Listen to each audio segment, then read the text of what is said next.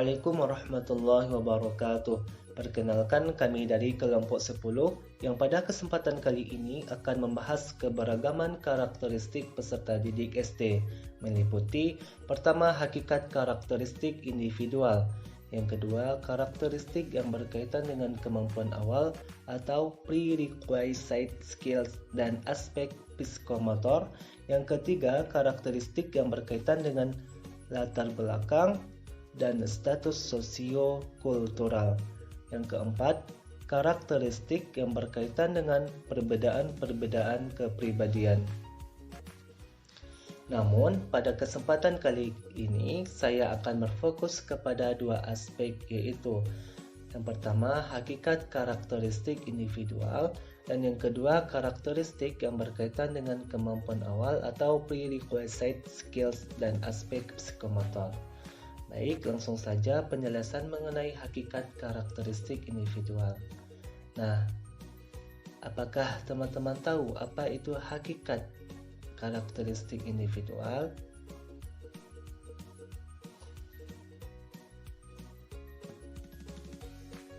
Ya, benar. Karakteristik atau ciri-ciri individual adalah keseluruhan perilaku dan kemampuan individu sebagai hasil pembawaan dan lingkungan. Karakteristik individual yang bersifat individu maksudnya adalah perbedaan individu dengan individu lainnya. Jadi, karakteristik individual adalah ciri unik yang membedakan individu dengan individu lainnya. Yang termasuk dalam karakteristik ini sifatnya sangat beragam dan akan berbeda tiap individunya. Hal ini karena tiap individu memiliki keahlian, pendidikan, umur, dan pengalaman kerja yang berbeda. Selanjutnya, faktor-faktor yang mempengaruhi adanya keragaman individual. Yang pertama yaitu nature. Nature yaitu pembawaan yang bersifat alamiah. Karakteristik individu yang dibawa sejak lahir diwariskan dari keturunan. Karakteristik bawaan merupakan karakteristik keturunan yang dibawa sejak ia lahir, baik yang berhubungan dengan faktor biologis maupun sosial psikologis. Yang kedua, nurture. Nurture adalah karakteristik individual yang diperoleh dari pemeliharaan. Pengasuhan adalah faktor-faktor lingkungan yang mempengaruhi individu sejak dari masa pembuahan sampai selanjutnya.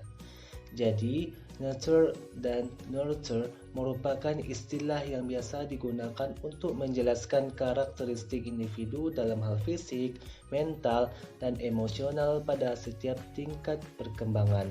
Karakteristik yang berhubungan dengan perkembangan faktor biologis cenderung lebih bersifat tetap, sedangkan karakteristik yang berkaitan dengan sosial psikologis lebih banyak dipengaruhi oleh faktor lingkungan.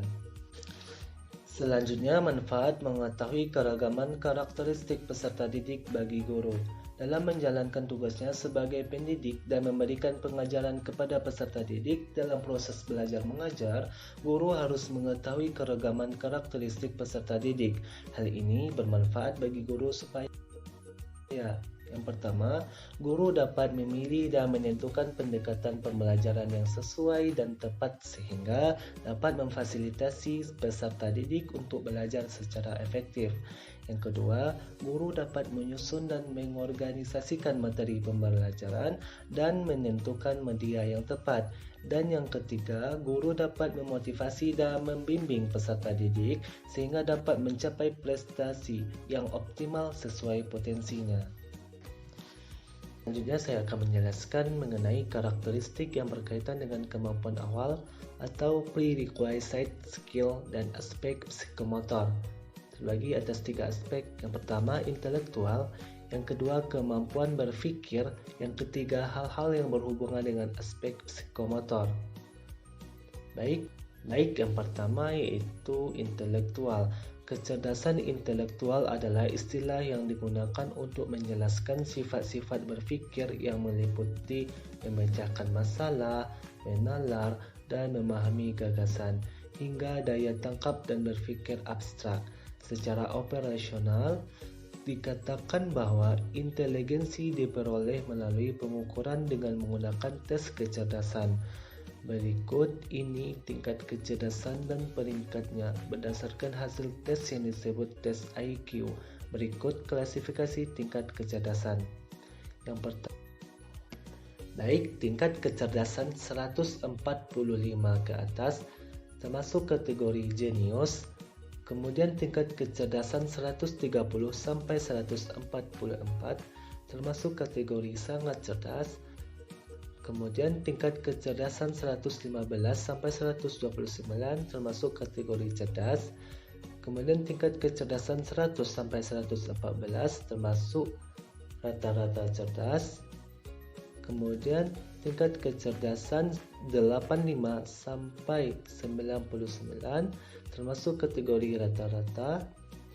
Kemudian tingkat kecerdasan 70 sampai 84 termasuk kategori lambat.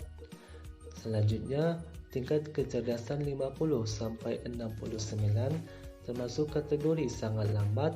Dan yang terakhir, tingkat kecerdasan 54 ke bawah termasuk kategori sangat lambat. 2. Kemampuan berpikir. Kemampuan berpikir adalah kemampuan seseorang menggunakan otak domain kognitif atau akal dan hati domain afektif atau qalbu sebagai landasan kepada keyakinan, belief atau tindakan action. Dari definisi tersebut, dapatlah dipahami bahwa domain kognitif adalah berpikir berlandaskan menggunakan otak. Adapun kecenderungan belajar anak usia SD yaitu pertama, konkret. Konkret mengandung makna proses belajar dimulai dari hal-hal yang bersifat nyata, yakni yang dapat dilihat, didengar, dibaui, diraba, dan diotak-atik dengan titik penekanan pada pemanfaatan lingkungan sebagai sumber belajar. Yang kedua yaitu integratif. Integratif yaitu berpikir integratif terjadi ketika otak mencari arti, melakukan pengenderaan dan memahami segala hal yang dialaminya.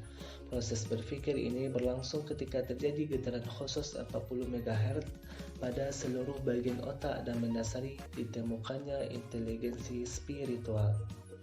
Gejala ini merupakan dasar fisiologis untuk menyatakan adanya inteligensi spiritual. 3. Hierarkis. Hierarkis pada tahapan usia sekolah dasar, cara anak belajar berkembang secara bertahap mulai dari hal-hal sederhana ke hal-hal yang lebih kompleks. Sehubungan dengan hal tersebut, maka perlu diperhatikan mengenai urutan logis, keterkaitan antara materi, dan cakupan keluasan serta kedalaman materi. Yang menjelaskan kemampuan berpikir, selanjutnya saya akan menjelaskan hal-hal yang berhubungan dengan aspek psikomotor. Aspek psikomotorik adalah aspek yang berhubungan dengan kemampuan keterampilan atau skill seseorang, atau pengertian semua tingkah laku yang menggunakan saraf dan otot badan. Psikomotorik berhubungan dengan pengembangan motorik, koordinasi otot, dan keterampilan-keterampilan fisik. Adapun tingkatan keterampilan psikomotor yaitu imitasi, manipulasi, presisi, artikulasi, dan naturalisasi. Sekian yang dapat saya sampaikan. Terlebih terkurang saya mohon maaf. Selanjutnya, pematerian akan dilanjutkan oleh pemateri selanjutnya. Kepada pemateri dipersilahkan. Setelah membahas karakteristik yang berkaitan dengan kemampuan awal, selanjutnya kita akan membahas materi yang kedua yaitu karakteristik yang berkaitan dengan latar belakang dan sosiokultural. Aspek latar belakang ini terbagi ke dalam 5 jenis. Yang pertama ada aspek latar belakang ekonomi, aspek latar belakang pendidikan orang tua, aspek latar belakang proses kelahiran, aspek latar belakang kerjaan orang tua, serta yang terakhir yaitu aspek latar belakang pola asuh orang tua. Latar belakang ekonomi. Latar belakang ekonomi terbagi menjadi 3. Yang pertama latar ekonomi rendah, menengah, hingga tinggi.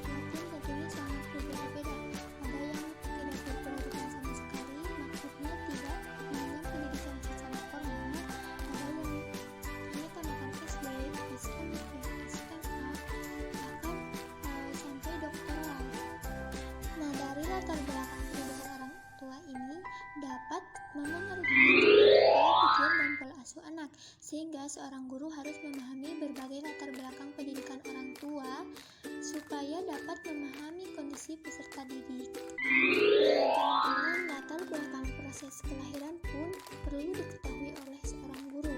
Apakah anak didik kita lahir secara normal, sesar, prematur, apakah mempunyai kelainan, atau mempunyai penyakit bawaan?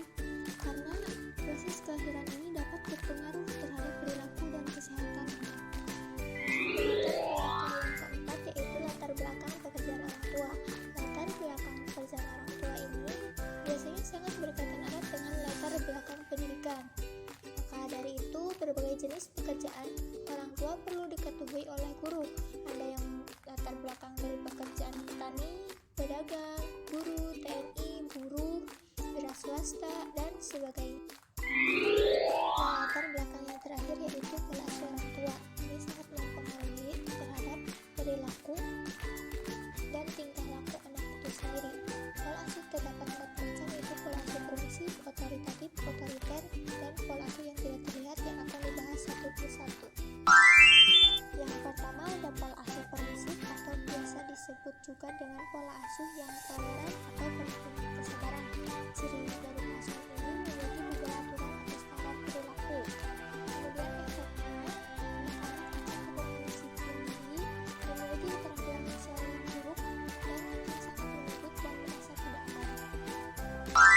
Yang kedua yaitu pola asuh otoritatif atau biasa dikenal dengan pola asuh demokratis, yaitu orang tua dan anak yang selalu bicara untuk mendapatkan sebuah solusi, yang akhirnya anak akan merasa dihargai karena orang tua terbuka untuk mendengarkan pendapat anak.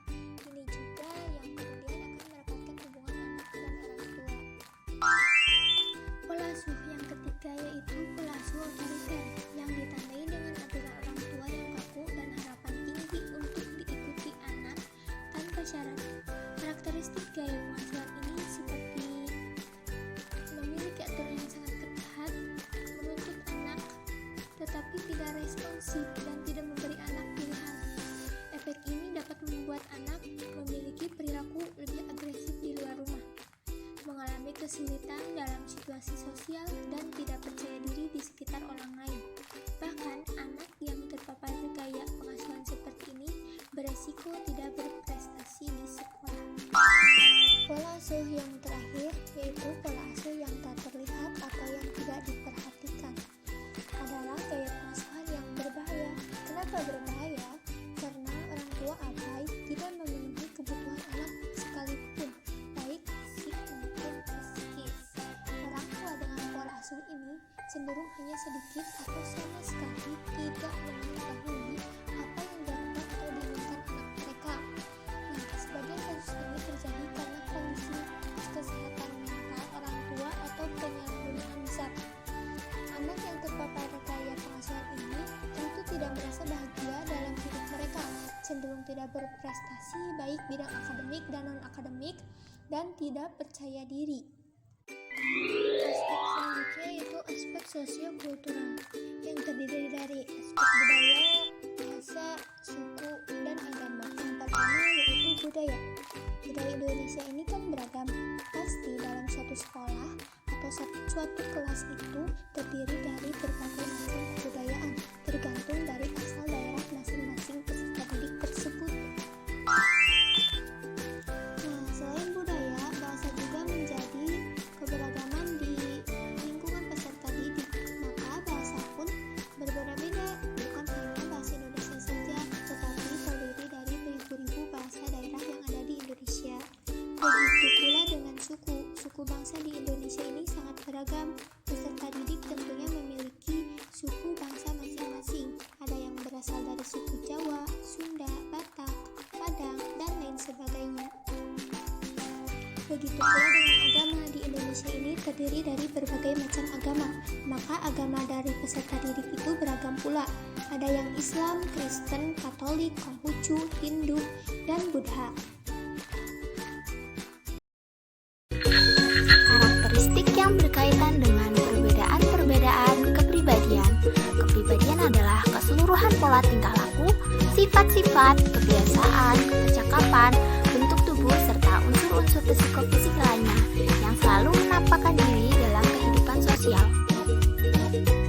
Nah, kepribadian sendiri adalah keseluruhan dari tingkah laku manusia. Setiap orang punya keunikan tersendiri dalam lingkungan hidup, seperti berinteraksi dengan lingkungan di mana ia tinggal.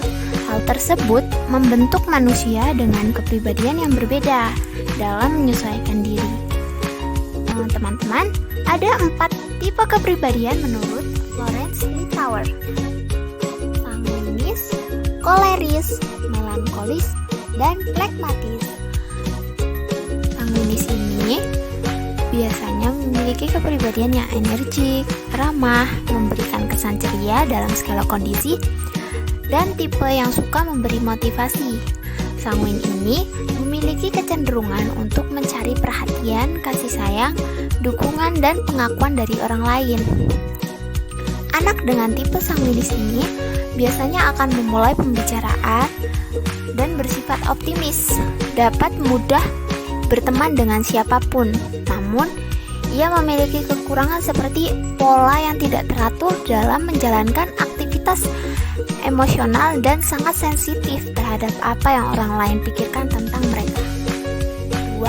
Ada koleris. Nah, koleris ini memiliki sikap tegas, berorientasi pada tujuan, dan dapat mengatur sebuah tindakan dengan cepat. Namun, anak koleris mencari kesetiaan dan penghargaan dari orang lain atas kemampuan dirinya. Koleris ini juga penyuka tantangan dan dapat dengan mudah menyelesaikan tugas yang sulit sekalipun. Disiplin dan tetap fokus terhadap suatu hal yang membuat dirinya berpotensi menjadi pemimpin yang baik. Namun, hal tersebut dapat menyebabkan diri mereka menjadi workaholic, keras kepala, dan tidak peka terhadap perasaan orang lain. Yang ketiga yaitu melankolis. Tipe kepribadian yang memiliki sikap pendiam, pemikir, dan perfeksionis. Sikap perfeksionisnya membuat anak mampu menyelesaikan tugas secara sistematis dan tepat waktu. Namun, tak jarang membuat si anak pesimis dan sering kecewa jika hasilnya tidak sesuai dengan usaha yang dilakukan. Melankolis cenderung membutuhkan kepekaan dan dukungan dari orang lain. Mereka juga biasanya membutuhkan ruang dan kesunyian untuk berpikir sebelum bertindak, menulis, dan membicarakan apa yang ada di dalam pikiran. Yang keempat, yaitu phlegmatis. Selalu merasa cukup terhadap yang dimiliki, sederhana, mencari kedamaian dengan lebih banyak diam, tidak mudah bergaul meskipun sesungguhnya menyukai berada di tempat banyak orang dan mampu menyeimbangkan diri. Bagi orang lain, anak dengan tipe phlegmatis terlihat lebih lamban. Namun, hal tersebut bukan karena mereka tidak sepintar atau setangkas orang lain. Namun, ini justru karena mereka memiliki penguasaan diri yang baik dan was-was terhadap lingkungan sekitar. Mereka mampu mengatakan hal yang tepat pada waktu yang tepat. Nah, teman-teman, ada 3 jenis kepribadian menurut Carl Gustav. Yang pertama, introvert, extrovert, dan ambivert. Mari kita bahas satu persatu. Yang pertama yaitu introvert. Kepribadian introvert merupakan tipe yang berfokus pada diri sendiri dan lebih suka menyendiri. Mereka cenderung berkutat dengan pikiran dan dunia mereka sendiri. Orang dengan kepribadian introvert memiliki tingkat konsentrasi yang lebih tinggi, suka bercerita, mandiri, namun sulit bersosialisasi dan pemalu. Yang kedua yaitu extrovert. Orang yang memiliki tipe kepribadian extrovert cenderung menyukai kehidupan di luar. Orang extrovert lebih suka berinteraksi dengan orang lain dan lebih terbuka. Mereka sangat pandai beradaptasi dengan lingkungan baru dan orang-orang baru, suka bercerita, suka beraktivitas di luar, supel, mudah bekerja dalam kelompok, dan percaya diri tinggi. Tipe ini sangat aktif, namun seringkali mendahulukan tindakan daripada pikiran. Yang ketiga yaitu ambivert. Jenis kepribadian ini memiliki paduan antara jenis kepribadian introvert dan extrovert. Orang ambivert menjalani kehidupannya lebih seimbang karena dia tahu kapan akan menjadi extrovert, dan ketika dia menginginkan waktu untuk dirinya sendiri, mereka akan menjadi pribadi yang introvert. Tipe kepribadian ambivert lebih fleksibel dan seimbang antara kepentingan diri sendiri dan kepentingan umum. Sekian materi yang dapat kelompok kami sampaikan. Wassalamualaikum warahmatullahi wabarakatuh.